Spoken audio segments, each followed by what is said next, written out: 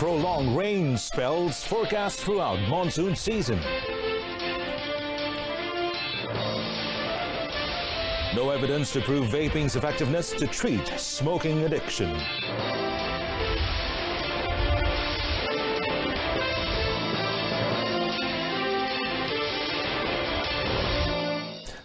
Good evening and welcome to News on 2 with me, Mohammed Amin Carlos. The government is urged to consider increasing the allowance of members of the 69 Commando, also known as VAT 69, in the country. Inspector General of Police Tan Sri Abdul Hamid Badur said it is fair to ask for increase of allowance, considering the huge responsibilities held by these commandos in defending the sovereignty of the nation.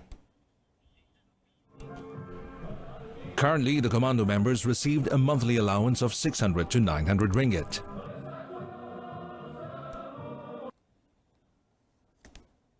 Allowance yang mereka terima tu dapat dinaikkan setimpal dengan titisan peluh, ya, beban psikologi yang mereka tanggung, ya. So kalau dapat dinaikkan allowance ini, kalau ni saya akan berjumpa dengan Yang Berhormat Menteri Dalam Negeri dan merayu pada beliau supaya permohonan ini dipertimbangkan. Tan Sri Abdul Hamid was met after officiating the 50th anniversary of the 69 Commando ceremony in North Brigade of the General Operations Force (PGA) in Ulu Kenta, Perak. Meanwhile, efforts are being made to increase the number of Commando members from 661 to 1,000 and improve the training infrastructure, assets as well as logistical supports. In another development, Tan Sri Abdul Hamid said the police will not restrict the freedom of former militant member Yazid Sufaat after his release soon. However, the police will be observing Yazid's movement from time to time. Tan Sri Abdul Hamid said the police will not hesitate to take action if Yazid is found to be acting against the law. Tidak ada kesalahannya apa sebabnya dia nak ditahan semula, ya. Apabila undang-undang dia dah menjalani proses hukuman tu, dan dia dibebaskan. Kecuali selepas dibebaskan, dia melakukan sesuatu, ya, yang menyalahi dan kita akan ambil tindakan. Yazid Sufaat, age 55, who reportedly had a direct link with the 11 September 2001 attack in the United States, might be released from detainment next month. The release might cause uneasy feelings, especially among anti-terrorism officers.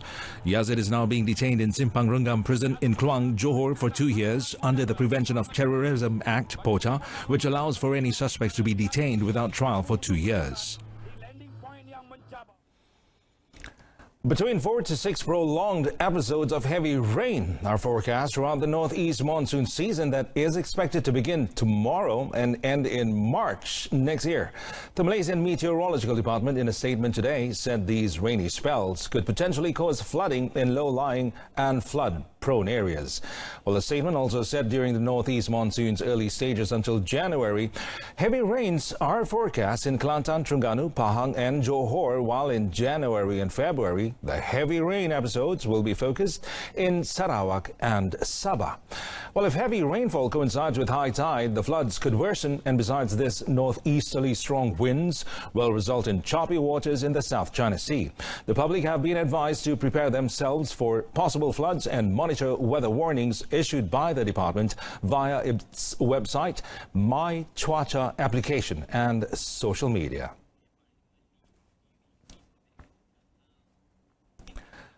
The National Health and Morbidity Study in 2017 found that suicidal behavior among adolescents between the ages of 13 and 17 actually showed an increase of 10% in 2017 compared to 7.9% in 2012. Now, based on statistics from PDRM from 2014 till June this year, 356 suicide cases were recorded in the country.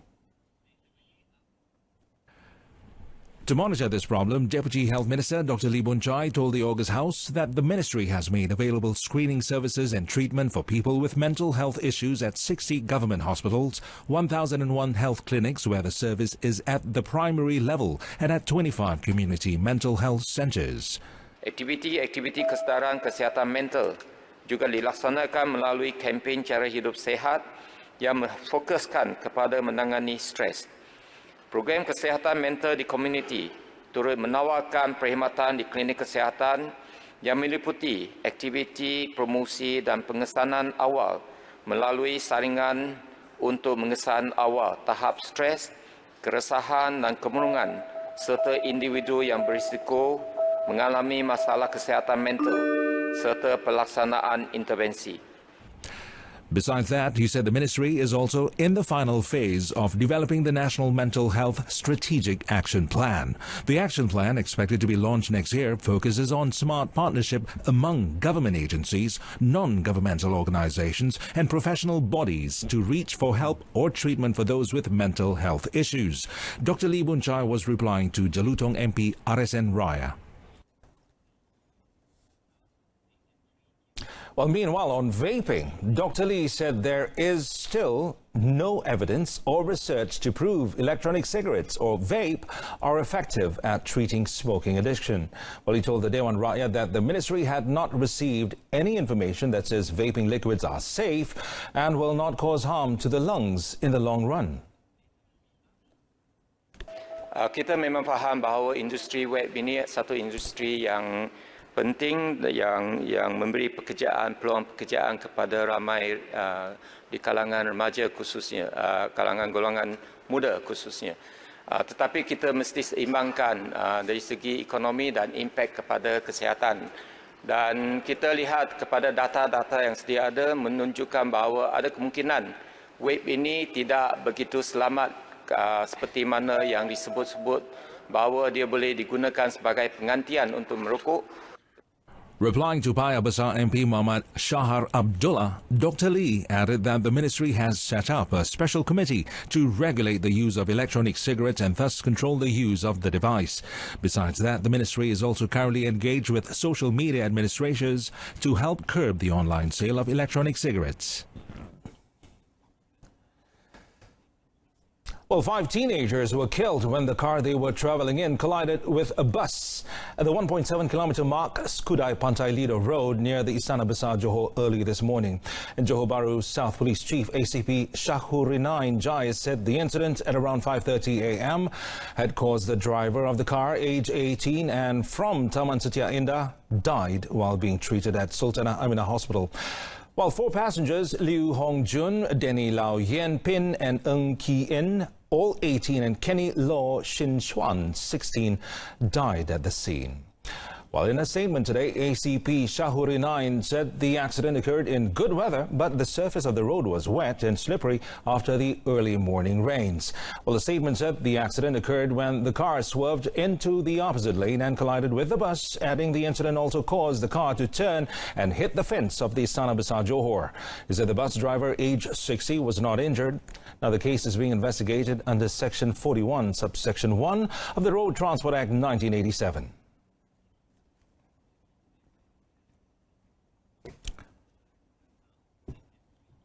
A former chief executive officer of Institute Darul Ridwan, or IDR, claimed a trial at the Ipoh Sessions Court in Perak to 58 charges of committing criminal breach of trust, or CBT, involving more than 153,000 ringgit.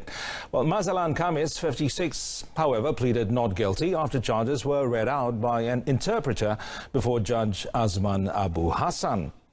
Well, according to the charge sheet, Mazalan, in his capacity as a CEO entrusted with the management of the office, had fraudulently committed CBT by misusing company funds to make payments for a rented apartment and for paying utility bills at Kinta Riverfront Hotel and Suite, Sendirian Berhad, despite getting a monthly allowance for rental payment. He is alleged to have committed the offences at the IDR's office at Greentown Surya on Jalan Dato Seri Ahmad side in Ipoh between 10th January 2014 and 30th October 2018. Well, Mazalan was charged under Section 409 of the Penal Code, which carries a jail sentence of up to 20 years, whipping and a fine upon conviction. Judge Azman also set bail at 20,000 ringgit for all charges, with one surety, and fixed 26th November for case mention.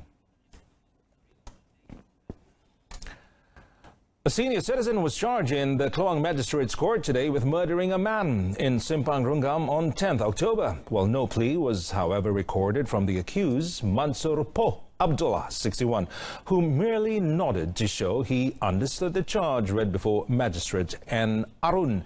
Now, Mansur Po, who is from a home for the elderly called Pusat Jagaan Insan Warga Emas Nur Hidayah in Kampung Chokro, Simpang Renggam, was charged with murdering Asri Samadi, 55, with a machete at the home on 10th October at about 7:05 p.m. Now, in the same court, two Myanmar nationals, Muhammad Rafiq Muhammad Zakaria, 29, and Muhammad Ali Hussein Chitmia, 30, were jointly charged with the murder of a 54-year-old man, R. Raja Chandra, in front of a house on Jalan Merbau Yap Tau Sa on 14 October at about 8 p.m. Well, the two men are alleged to have used a machete and a sword to commit the crime. The court set 20th November for the next mentions of both cases, as the autopsy reports for the cases are pending, while an interpreter will need to be appointed for Muhammad Ali Hussein, who did not understand the charge read out to him in Malay. The murder charge under the Penal Code carries a mandatory death sentence.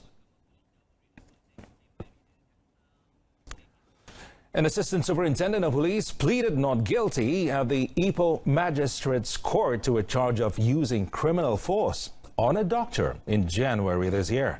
The accused, Khairul Nizam Ismail, 49, made the plea before Magistrate Nabiha Muhammad Noor after the charge was read to him. Well, according to the charge, the accused had deliberately used criminal force on Gurvinder Singh Sadhu Gurmukh Singh, 34, by knowing that through the use of force, it would cause fear to the individual.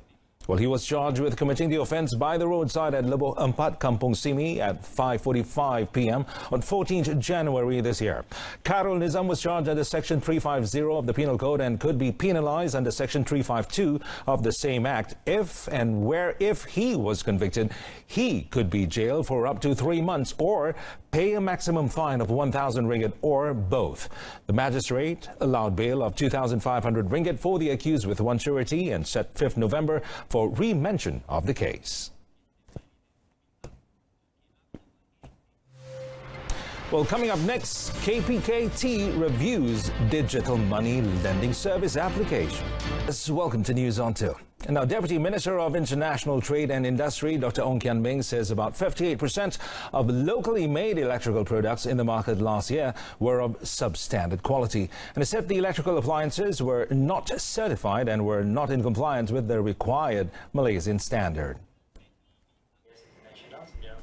Commenting further on the matter, Dr. Ong said Sirim Berhad's unit, Sirim QAS International Sendirian Berhad, and its partners, Energy Commission, Malaysian Electrical Appliances Distributors Association, and the Federation of Malaysian Electrical Appliances Dealers Association, have embarked on a 9-month-long campaign to increase the awareness on the importance of Sirim-approved appliances among consumers, manufacturers, and importers.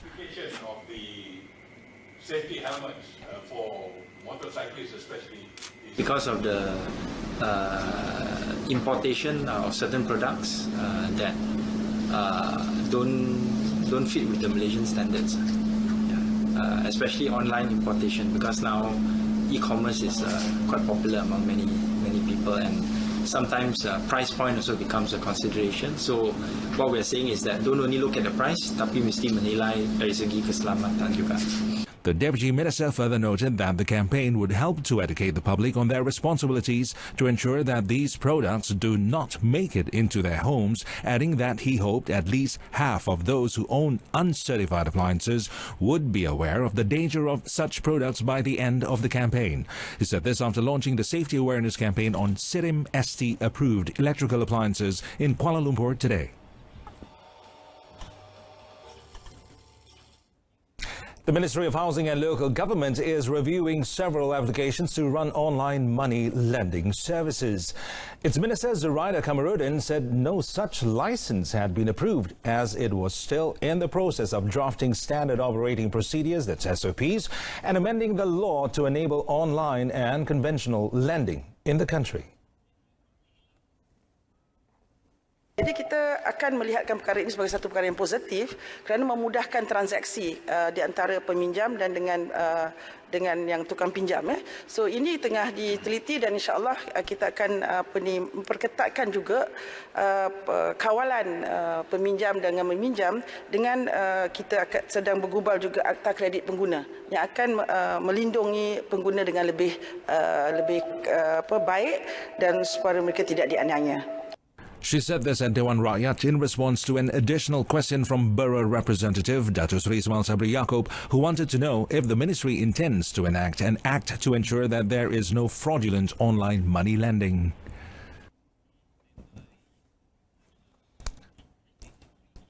The UNI Clinic program, introduced through the Mara Professional Entrepreneur Development Program for Prospect earlier this year, has successfully helped doctors venture into the field of entrepreneurship. Rural Development Minister Dato Sri Rina Muhammad Harun said a total of 18 UNI clinics were now in operation so far.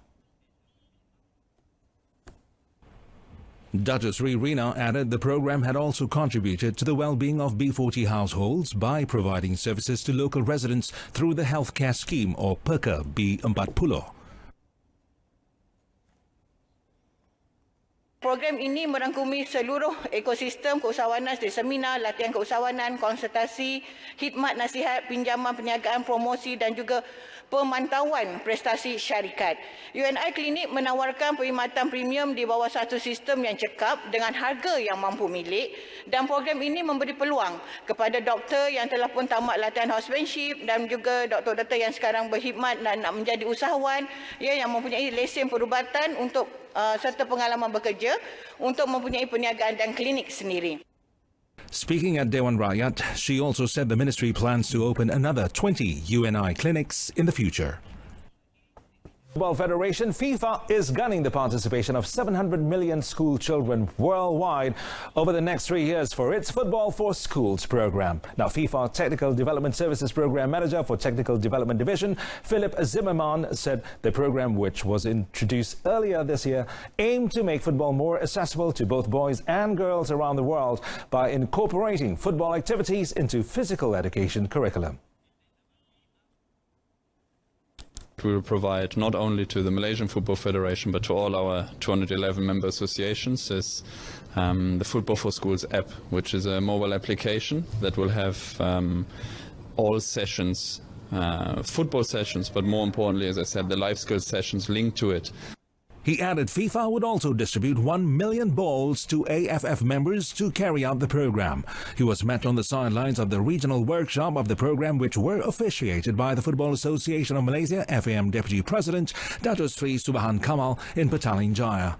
The establishment of the program was initiated following an agreement signed between the FIFA President Gianni Infantino, UNESCO Director General Audrey Azoulay, and UN World Food Programme Executive Director David Beasley on the sidelines of the World Economic Forum in Davos, Switzerland earlier this year. For this evening's news on 2. Now, top story, prolonged rain spells forecast throughout monsoon season. Well, news on 2 will be back at 12:30 tomorrow. Till then, I'm Mohammed Amin Carlos. Thanks for watching.